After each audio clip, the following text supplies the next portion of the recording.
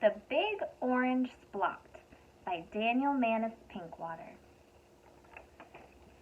Mr. Plumbean lived on a street where all the houses were the same. He liked it that way. So did everybody else on Mr. Plumbean's street.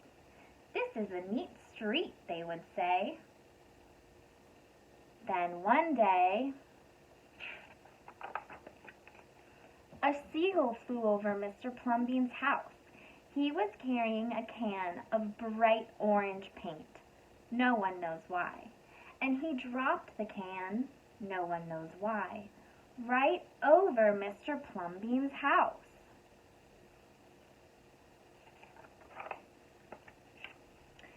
It made a big orange splot on Mr. Plumbean's house.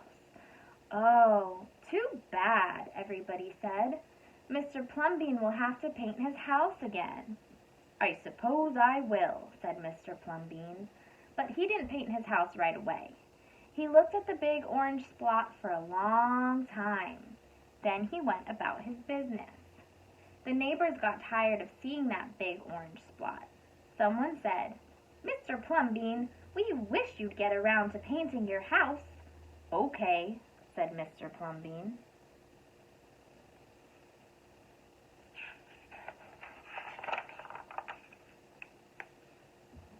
He got some blue paint and some white paint, and that night he got busy. He painted at night because it was cooler. When the paint was gone, the roof was blue, the walls were white, and the big orange splot was still there. Then he got some more paint.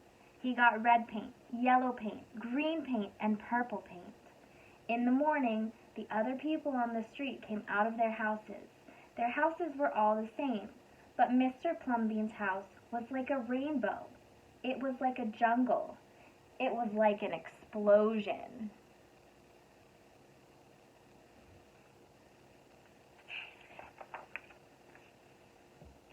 There was the big orange splot, and there was little orange splots. There were stripes, there were pictures of elephants and lions and pretty girls and steam shovels.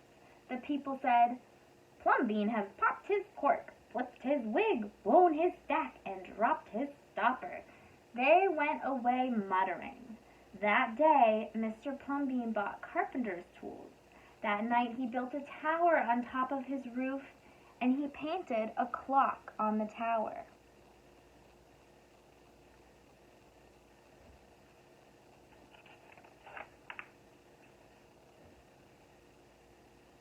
The next day the people said, "Plumbean has gushed his mush, lost his marbles, and slipped his hawser." They decided they would pretend not to notice.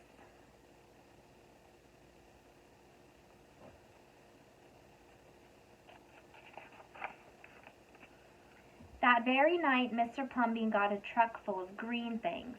He planted palm trees, baobabs, thorn bushes, onions, and frangipani. In the morning, he bought a hammock and an alligator.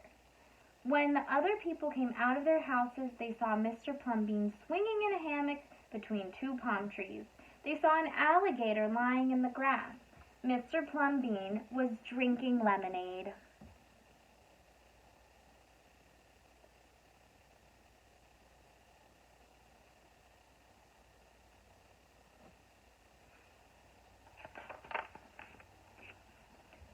"Plumbean has gone too far.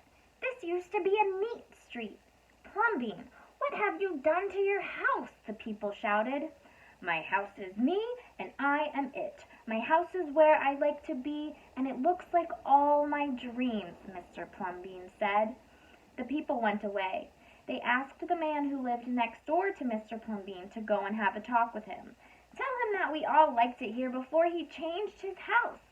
Tell him that his house has to be the same as ours, so we can have a neat street."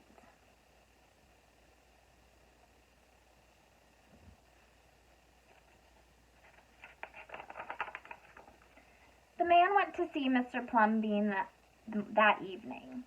They sat under the palm trees, drinking lemonade and talking all night long.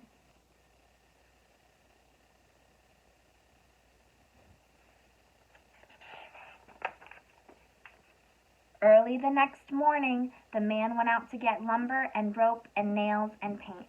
When the people came out of their houses, they saw a red and yellow ship next to the house of Mr. Plumbean.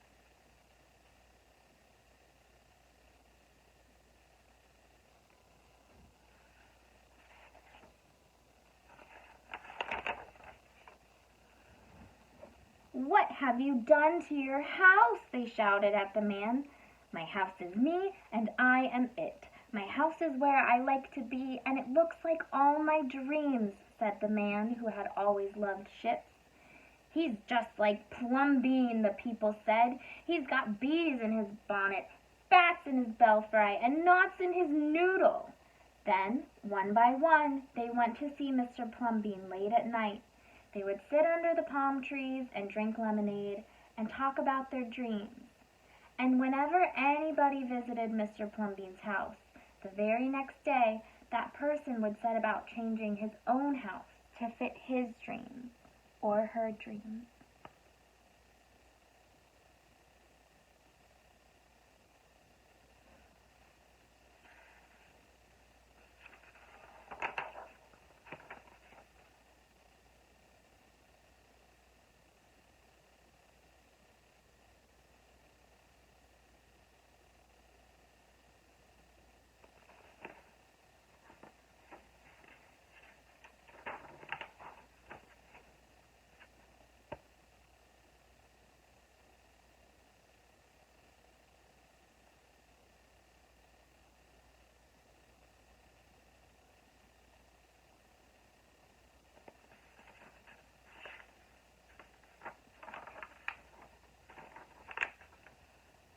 Whenever a stranger came to the street of Mr. Plumbean and his neighbors, the stranger would say, "This is not a neat street."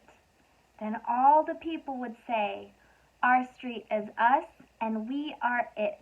Our street is where we like to be, and it looks like all